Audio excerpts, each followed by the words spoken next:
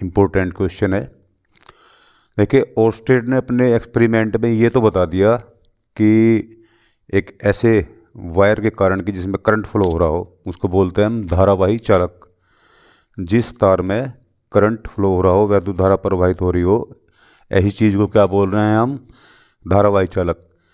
को धारावाही चालक के कारण जो उत्पन्न होता है चुंबकीय क्षेत्र, वो तो उन्होंने प्रूव कर दिया, ठीक है। लेकिन उसका मैग्नीट्यूड क्या होता है, उसकी डायरेक्शन क्या होती है, इसके लिए बायो सावर्ट, दो अलग अलग वैज्ञानिकों का नाम है जिन्होंने एक नियम दिया है। इसी नियम से जाना जाता है बायो सावर्ट का नियम। ये एक्चुअली में नियम किसके लिए है? देखो, किसी धारावाही चालक के एक अल्पांश डेल्टा एल, उन्होंने बस यही, इसकी एक थोड़ी सी वह है, देखो बाद में बताऊंगा कि टोटल ये जो मैंने दिखा रखा है एक धारावाही चालक है किसी भी आकृति का, और इसमें जो करंट फ्लो हो रहा है वो है मान लीजिए आई। धारावाही चालक अब बनाइए, जब मैंने इसमें धारा यानी कि करंट प्रवाहित कर दिया तो ये क्या बन गया? धारावाही चालक। इस चालक के कारण यहाँ पे कितना है चुंबकीय क्षेत्र, वो तो बाद की बात है। इस चालक के कारण समझिए जरा, इस चालक के कारण, इस तार के कारण जो टोटल चुंबकीय क्षेत्र है वो इस नियम के द्वारा ज्ञात नहीं होता है, ठीक है। तो यही मैं विशेषता बता रहा हूँ कि ये जो है एक अल्पांश, एक छोटे से हिस्से के कारण इस पे हम चुंबकीय क्षेत्र निकाल के उसके बाद जो टोटल चुंबकीय क्षेत्र निकालते हैं वो चीज़ अलग है। तो ये किसके लिए है? एक छोटा सा हिस्सा ऐसे लिया हुआ है, इसे लिख कर दिया मैंने डेल्टा एल। तो इस छोटे से हिस्से के कारण, अल्पांश के कारण, इस पॉइंट पी पे जो चुंबकीय क्षेत्र बनने जा रहा है, इस नियम के हिसाब से उसका क्या फार्मूला है, उसे किस तरह से डिफाइन किया हुआ है, वो किस किस भौतिक राशि पे किस किस तरह से मतलब निर्भर करता है। तो उसके लिए देखिए 4 टॉपिक है। बायो और सावर्ट ने एक मतलब कुछ तार लेके, जिस तरह से भी उन्होंने एक्सपेरिमेंट किया डिस्टेंस वगैरह को लेके, तो इन्होंने एक रूल दिया इन्होंने कि इस धारावाही चालक के इस छोटे से हिस्से के कारण, इस अल्पांश के कारण, यहाँ से आर दूरी पर ये जो पॉइंट पी है, इस पॉइंट पी पे जो चुंबकीय क्षेत्र है वो 4 बातों पर डिपेंड करता है। नंबर 1, ये जो चुंबकीय क्षेत्र है डेल्टा बी लिख दिया मैंने इसको, ये इसके समानुपाती है। आई से मतलब जो इसमें करंट फ्लो हो रहा है इस धारावाही चालक में, ये उसके डायरेक्टली प्रोपोर्शनल होता है, यानी कि उसके समानुपाती। अगर इसे डबल कर दोगे तो समझो ये भी क्या हो जाएगा? डबल हो जाएगा। ट्रिपल कर दोगे ट्रिपल। समानुपाती का मतलब समझिए दूसरा, एक दूसरी चीज़ है डी बी मैं इसलिए लिख रहा हूँ कि फिलहाल इसके कारण यहाँ पे जो चुंबकीय क्षेत्र मानना हमने वो बी है, ये नेट है।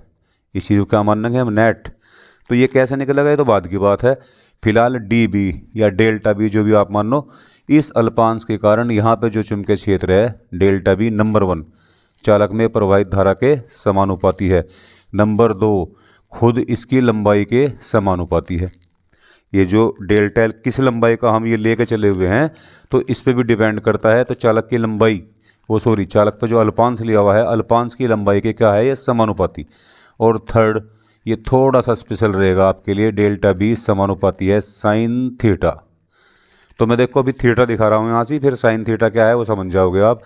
तो ये जो अल्पांश लिया हुआ है डेल्टा एल, इस पर एक स्पर्श रेखा खींचिए, ये खींच गई इस पर स्पर्श रेखा, और इस अल्पांश को इस बिंदु से मिलाने वाली रेखा, ये वाली रेखा, तो इन दोनों डायरेक्शन के बीच का जो कोण है वो क्या है यहाँ पे? थीटा। उसके साइन के क्या होता है? ये समानुपाती। लिखवाऊंगा डिटेल में क्या चीज़ है ये?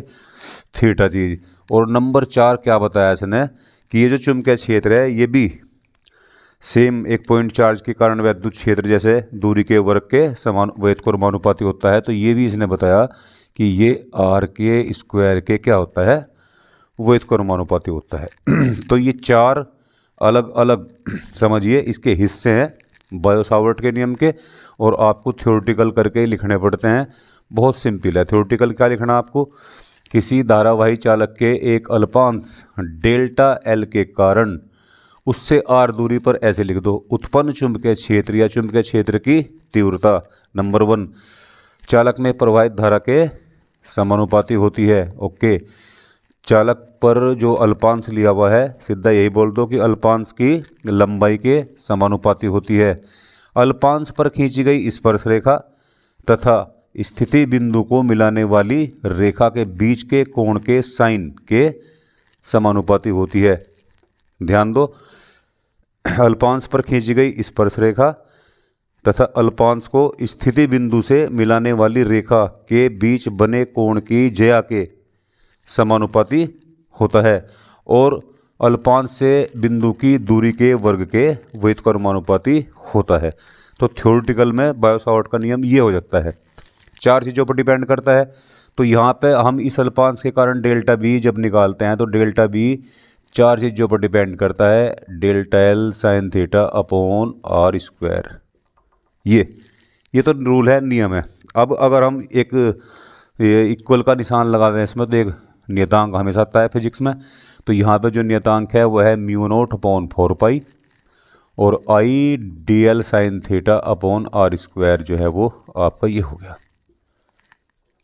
तो एक फार्मूला है, किसी भी आकृति के, किसी भी टाइप की आकृति हो, अभी हम 1-2 आकृतियाँ लेके चलेंगे आगे। तो किसी भी आकृति का कोई धारावाही चालक है, एक ऐसा तार जिसमें करंट फ्लो हो रहा है, तो उसके किसी एक छोटे से हिस्से के कारण उससे आर दूरी पे चुंबकीय क्षेत्र अगर ज्ञात करना हो तो ये फार्मूला आप लगा सकते हो। और अगर नेट ज्ञात करना हो तो नेट के लिए फिर एक तरकीब है। नेट कैसे निकलता है, अगर मान लीजिए टोटल बी निकालना हो इस पूरे तार के कारण, तो फिर उसके लिए ये चीज़ है कि डी बी, इसका क्या कर दो आप, इंटीग्रल कर दो और लिमिट ले लो जो भी लिमिट है। जैसे मान लीजिए यहाँ पे कोई लिमिट हो L = 0 से L = L, तो इस टाइप भी कोई लिमिट 0 to L। तो ये निकल जाता है आपका टोटल चुंबकीय क्षेत्र इस पूरे तार के कारण। टोटल चुंबकीय क्षेत्र कितना बना हुआ है, वो तो इंटीग्रल का तरीका है किस तरह से निकलता है, लेकिन ये सावधानी आपको ध्यान रखना है क्योंकि किताबों में क्या किया हुआ है, इसे बी लिखा हुआ है, कैपिटल बी। तो वहाँ ये कन्फ्यूजन हो जाता है कि कैपिटल बी का मतलब, यानी ये समझता है बच्चा कि टोटल जितना भी तार आपको दिया हुआ है उस तार के कारण यहाँ पे चुंबकीय क्षेत्र ये दिखाया हुआ है, जबकि ऐसा नहीं है। एक छोटे से हिस्से की वजह से कितना चुंबकीय क्षेत्र यहाँ पे बना हुआ है उसे निकालने का फार्मूला है। नेट चुंबकीय क्षेत्र ऐसे बिल्कुल नहीं निकलता। अब इसके आधार पर मैं कुछ आकृतियाँ हैं, मान लीजिए इसी तार को मैं एक वृत्त के रूप में मोड़ देता हूँ, तो एक इम्पोर्टेंट व्यंजक इसके साथ जुड़ जाता है। सवाल ऐसे आता है, बायो सावर्ट का नियम लिखिए और इस नियम की सहायता से एक वृत्ताकार वायर है, मतलब कुंडली उसको बोल देते हैं, उसके केंद्र पर उत्पन्न चुंबकीय क्षेत्र का व्यंजक उत्पन्न कीजिए। तो देखिए कितना आसान है। अब मैं इसी तार को, जो मैं एस के आकार में दिखा रखा था आपको, तो इसी तार को मैंने अब एक रिंग के रूप में ऐसे मोड़ दिया, वृत्त। और मान लीजिए इस वृत्त की त्रिज्या क्या है, आर है। साफ सा बना लो, कुछ चित्रकारी मेरी बढ़िया नहीं है भैया। चलो ये सब बना। तो इसमें करंट है, देखो आई, इसमें करंट क्या है, आई। उसी तार को मैंने ऐसा मोड़ दिया, तो ये क्या चीज़ बन गया आपकी, ये बन गया किसी धारावाही चालक की जगह अब क्या बना जाएगा, वृत्ताकार धारावाही चालक। ओके, ये बन गया आपका वृत्ताकार। और धारावाही इसलिए लिख रहे हैं क्योंकि इसमें धारा बह रही है, तो वृत्ताकार धारावाही चालक के कारण उत्पन्न चुंबकीय क्षेत्र का व्यंजक। बहुत सिंपल व्यंजक है, 2 ही लाइन का व्यंजक है। बायो सावर्ट का नियम पता होना चाहिए बस, और स्पेशल उसमें थीटा का पता होना चाहिए कि थीटा क्या था। तो भी ये केंद्र है यहाँ से O, और मुझे यहाँ पे क्या निकालना है, नेट चुंबकीय क्षेत्र। टोटल B कितना है इस पॉइंट पे, इसमें करंट का पता मुझे I, और बाकी मुझे इतना पता है कि भाई इसकी त्रिज्या जो है मान लीजिए वो R है। इससे ज़्यादा मुझे इसके बारे में कोई जानकारी नहीं है। अब मैं बायो सावर्ट का रूल लगाता हूँ। तो मुझे तो पता पूरी रिंग के कारण मैं निकालने का एक छोटा सा हिस्सा लूँगा, और मान लीजिए छोटा सा हिस्सा है ये DL, और इससे डिस्टेंस का मुझे पता ही चल गया, ये डिस्टेंस इससे क्या है R। अब अगर मैं बायो सावर्ट का रूल लगाता हूँ तो मुझे पता होना कि क्या चीज़ है, इस अल्पांश, देखो थ्योरी क्या बन जाएगी माना R त्रिज्या का एक वृत्तीय धारावाही चालक है जिसके केंद्र O पर चुंबकीय क्षेत्र ज्ञात करना है। इसके लिए इसकी परिधि पर एक सूक्ष्म अल्पांश डेल्टा एल या DL जो भी है एक वो टुकड़ा ले लिया, और उस टुकड़े के कारण मैं O पे चुंबकीय क्षेत्र निकालने जा रहा हूँ बायो सावर्ट के नियम से। तो DL के कारण जब मैं देखता हूँ कि पॉइंट O पर चुंबकीय क्षेत्र DB कितना है, तो बायो सावर्ट का रूल लगाया मैंने, μ0/4 पाई I। चलो अगर I है क्योंकि इसमें करंट कितना है यहाँ से I, DL तो खुद DL है, साइन मैं यहाँ रुक गया थोड़ी देर के लिए, जबकि मैं ये लिख सकता हूँ R²। अभी मेरे पास बस थीटा थीटा मुझे देखना कि थीटा कितना है। तो थीटा के लिए मैंने आपको बताया था, अगर याद हो, कि अल्पांश पर खींची गई स्पर्श रेखा और स्थिति बिंदु को मिलाने वाली रेखा के बीच का कोण। तो इस पर मैंने ये खींच दी स्पर्श रेखा, अल्पांश पर स्पर्श रेखा और स्थिति बिंदु को मिलाने वाली रेखा है ये। तो ये कोण हमेशा 90 डिग्री होता है वृत्त में। सब मैथमेटिक्स वाले जानते हैं कि परिधि से केंद्र पे बना कोण होता है 90 डिग्री। तो ये हो गया मेरा यहाँ 90 डिग्री। तो साइन 90 की वैल्यू 1, तो ये आ गया μ0/4 pi IDL upon R square. बस अगली लाइन में व्यंजक है। ये किसके लिए है तुम्हें पता? ये इस छोटे से अल्पांश की वजह से है। ये कितना आया हुआ है?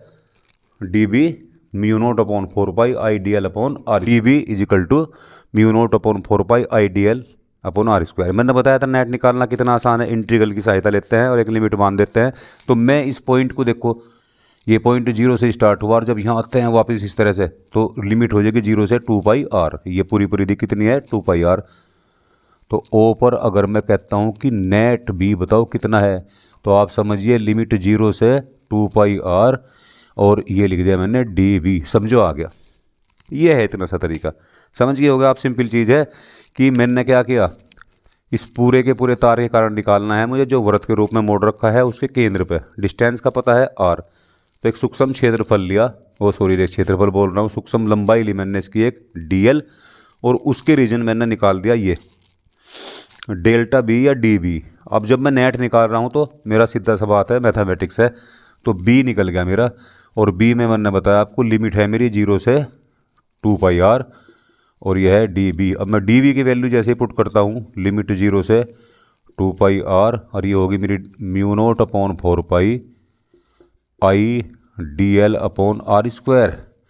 तो एक लाइन μ0/4 पाई और I अपॉन R स्क्वायर और लिमिट 0 से 2 पाई R और ये रह गया DL। देखो बस अगली लाइन है तुम्हें पता, तो मैं यहाँ कर लेता हूँ उस अगली लाइन को। ये आ गया मेरा total B is equal to μ0/4 pi I upon R square और इसका हो गया L और लिमिट 0 से 2 पाई R। इसका जो इंटीग्रल है DL का वो हो गया L और लिमिट है 0 से 2 पाई R। तो ये आ गया मेरा derivation 4 pi I upon R square और क्रॉस 2 पाई R माइनस 0 यानी कि 2 पाई R।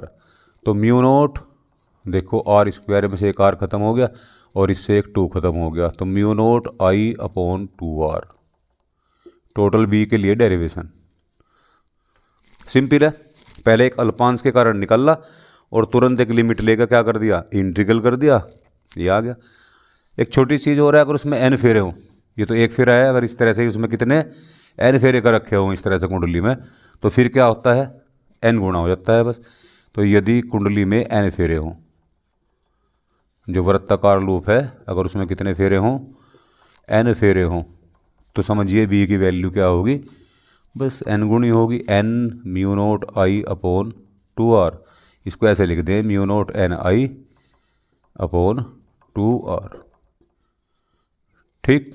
इस B की डायरेक्शन कैसे निर्धारित करोगे, तो B की डायरेक्शन जो है वो निकलती है आपकी मैक्सवेल के पेंच के नियम से। मैक्सवेल का पेंच का नियम आपने पढ़ा होगा, नहीं पढ़ा तो बहुत सिंपल सा नियम है, फर्स्ट ईयर में भी था मैक्सवेल का पेंच का नियम। ये नियम है इस तरह से, पेंच का नियम, पेंच चढ़ता है या उतरता है तो वो I की डायरेक्शन पर डिपेंड करता है। देखो इसमें अगर I की डायरेक्शन ये है इस तरह से, तो जब आप पेंच को ऐसे चलाओगे तो पेंच आगे की तरफ चलेगा, तो यानी B की दिशा बोर्ड में अंदर की तरफ। और जब ऐसे करोगे आप इस तरह से एंटी क्लॉकवाइज, तो पेंच ऊपर को उतरेगा, तो समझो B की दिशा ऊपर की तरफ है। तो सिंपल सा है, मतलब यही है। अगर आप क्लॉकवाइज चला रहे हो इस तरह से तो इस साइड में, और अगर एंटी क्लॉकवाइज चला रहे हो ऐसे तो ऊपर की साइड में। ठीक है जी। तो ये हो गया आपका बायो-सावर्ट का नियम। और इस नियम के बाद इसी नियम की सहायता से हम एक परिमित लंबाई के और अनंत लंबाई के दो तार लेंगे, रुजुरेखे तार। उनके कारण देखेंगे क्या चुंबकीय क्षेत्र उत्पन्न हो रहे हैं, और वो भी बहुत इंपॉर्टेंट होने वाले हैं नेक्स्ट वीडियो में, क्योंकि वीडियो लंबा जाता है। तो मैं 2-3 डेरिवेशन इससे रिलेटेड डाल रहा हूँ, वो भी आप देखिए, आपके लिए बड़े उपयोगी होंगे। ओके। ऋषिपाल सिंह सिवाच पूरा नाम।